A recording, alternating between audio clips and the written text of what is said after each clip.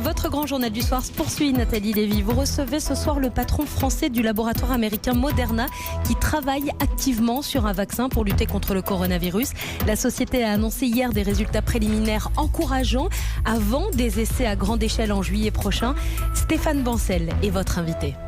Bonsoir Stéphane Bancel. Bonsoir. Merci beaucoup d'être avec nous ce soir sur Europe 1. Alors d'abord, ces premiers résultats encourageants concernent quel type précisément de patients ? Donc c'est des sujets sains comme tout vaccin. On donne donc des vaccins à des gens qui ne sont pas malades pour prévenir l'infection. Et donc c'est que des gens adultes sains. Des gens adultes, c'est-à-dire des jeunes, moins jeunes, parce qu'on sait évidemment que le Covid il est plus dangereux chez les seniors, les plus de 70 ans. C'est cette population-là qui a été testée ? Donc aujourd'hui, les résultats annoncés sont pour des adultes entre 18 et 55 ans. Les adultes entre 55 et 70 ans et aussi une autre cohorte d'adultes plus de 70 ans sont en train d'être testés. On n'a pas encore les résultats. Quand est-ce que vous aurez les résultats complets des essais de cette phase 1 ? On parle de quelques semaines, mais ce qui est important de savoir, c'est que on a fait des études dans les personnes âgées sur d'autres vaccins respiratoires, d'autres virus, et on a montré des très bons résultats. Donc c'est encourageant, mais bien sûr, il faut attendre, comme toujours, les résultats finaux de cette étude-là. Alors justement, avant d'en venir à la phase 2, pouvez-vous nous expliquer aux auditeurs ce soir la technologie qui est employée dans votre société biotechnologique Moderna ? Oui, donc en fait, toute la technologie de Moderna, pour les vaccins, mais aussi pour tous les produits thérapeutiques en oncologie ou maladies rares, elle est à base d'ARN messager. L'ARN messager, c'est la molécule qui se situe entre votre ADN et vos protéines dans chacune de votre cellule. Donc en fait, il faut penser un peu à l'ARN messager comme une molécule d'information qui code en fait l'instruction pour une protéine à la fois. Donc ce qu'on fait, c'est qu'on crée donc un ARN synthétique dans notre usine. Il est injecté donc dans le corps humain. On a maintenant injecté plus de 2000 patients à travers nos différents produits.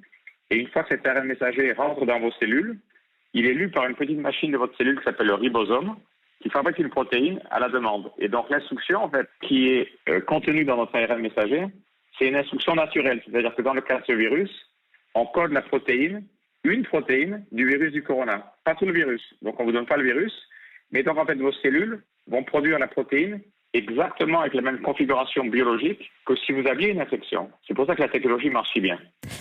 Cette technologie ARN Messenger, est-ce qu'elle a déjà prouvé finalement son efficacité dans l'histoire ? Donc on n'a pas encore de produit approuvé commercialement, mais on a aujourd'hui mis plus de 16 molécules différentes en essais cliniques, incluant avec les grands laboratoires comme AstraZeneca et MSD. On a aussi eu le support sur plusieurs produits de l'armée américaine ainsi que du ministère de la Santé américaine. On a testé plus de 2000 personnes, donc on n'a pas de produit approuvé. On a maintenant beaucoup de données publiées qui montrent que le mécanisme de la technologie semble bien fonctionner de manière saine pour les gens. D'accord, alors si on considère, parce qu'on a des surprises systématiquement avec ce virus, eh bien si on considère que le Covid-19 mute, comment être sûr que l'ARN Messenger sera toujours efficace, Stéphane Bancel ? Alors c'est une bonne question. Alors je pense qu'il y a deux cas de figure. Il y a le cas de figure où la mutation du virus apparaît sur une protéine qui n'est pas la protéine codée dans le vaccin. Dans ce cas-là, il n'y a pas d'impact. Si par contre c'est une mutation dans la protéine qui est codée dans le vaccin, là il faut refaire le vaccin. Mais l'avantage de notre technologie, c'est comme elle est faite sur donc cette molécule d'information, l'ARN messager, qui est en fait fait de 4 lettres.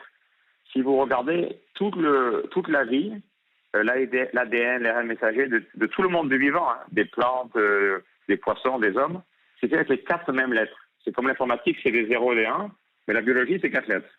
Et donc, s'il y a une mutation, il faut juste changer l'ordre des lettres pour représenter la mutation génétique donc, qui est apparue dans le virus. Mais ça, on a déjà montré en début d'année qu'on est capable de faire ça en 30 à 40 jours. Donc, on peut refaire un nouveau vaccin et on peut même mélanger plusieurs ARN messagers dans le même flacon. C'est-à-dire qu'on pourrait avoir le vieux ARN messager, entre guillemets, qui code pour le virus qui circulait avant, qui circulera sans doute toujours dans quelques endroits, pour le nouvel ARN messager qui code pour le nouveau virus, et d'avoir les deux dans le même flacon, dans le même vaccin. Donc, ce que vous nous expliquez, Stéphane Bancel, c'est que grâce à cette technologie, eh bien, ce process ne sera jamais obsolète. Mais comment vous expliquez une telle rapidité de tests aujourd'hui, chez vous, chez Moderna ? En juillet, des tests donc à grande échelle, alors que les premières injections sur humains datent du 16 mars, par rapport à la recherche classique. Comment est-ce possible ? Alors, je pense qu'il y a deux aspects. Il y a premièrement la technologie. Donc, on a mis 2 jours de recherche sur le produit. Alors, comment est-ce que c'est possible qu'on passe de 2 jours quand normalement il faut des années? En fait, la matière première de la technologie de Moderna, c'est l'information génétique. Donc, dans ce cas-là, on a utilisé la séquence génétique du virus mise sur Internet par le gouvernement chinois le 11 janvier. C'est la seule chose dont on avait besoin. On n'a jamais eu le virus dans nos laboratoires. Cette instruction nous a permis d'analyser la protéine qui nous intéressait pour faire le vaccin. On a ensuite mis ça littéralement en faisant un copier-coller avec notre souris sur notre écran entre la séquence mise sur Internet des Chinois et la technologie Moderna. Et on a appuyé commande sur un des logiciels qu'on a développé en interne. L'instruction est partie via le cloud dans notre usine qui est située à 10 km au sud de Boston par rapport à nos laboratoires de recherche. Et la production a démarré. Et donc, 30 jours après, on a envoyé les flacons de qualité clinique. Donc, prêts à être injectés dans l'homme, on les a envoyés à l'INSERM américain, le NIH de Tony Fauci.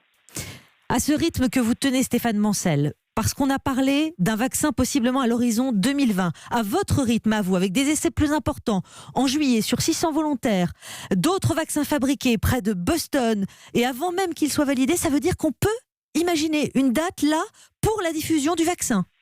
Alors, il dépendra de pays en pays, parce que l'aspect que je ne contrôle pas, bien sûr, c'est les décisions des agences réglementaires de chaque pays, ou de l'Europe, par exemple, qui décident quand est-ce qu'on a le droit de vendre le produit, de le mettre à disposition du grand public. Mais je dirais, nous, on a l'intention donc de démarrer une phase 2 en ce moment, mais d'avoir le feu vert de la FDA, donc sur 600 personnes. On a dit hier que la phase 3, qui sera sur plusieurs milliers de personnes, aux États-Unis, mais aussi dans plusieurs pays européens, démarrera en juillet.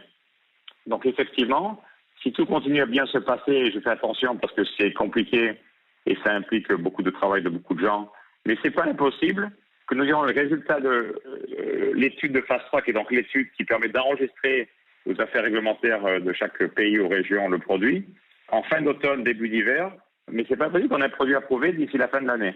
D'ailleurs, si vous regardez aux États-Unis, le ministre de la Santé américaine, le secrétaire Hazard, a annoncé vendredi à la Maison-Blanche, à la télé américaine, qu'il pensait que ce n'était pas impossible qu'un vaccin soit approuvé avant la fin de l'année. Et ils avaient bien sûr vu les données de Moderna jeudi soir, parce que le produit de la phase 1 a été testé par les laboratoires de l'INSERM américain. La phase 2 est faite par les laboratoires Moderna, mais ce sont bien sûr la molécule de Moderna.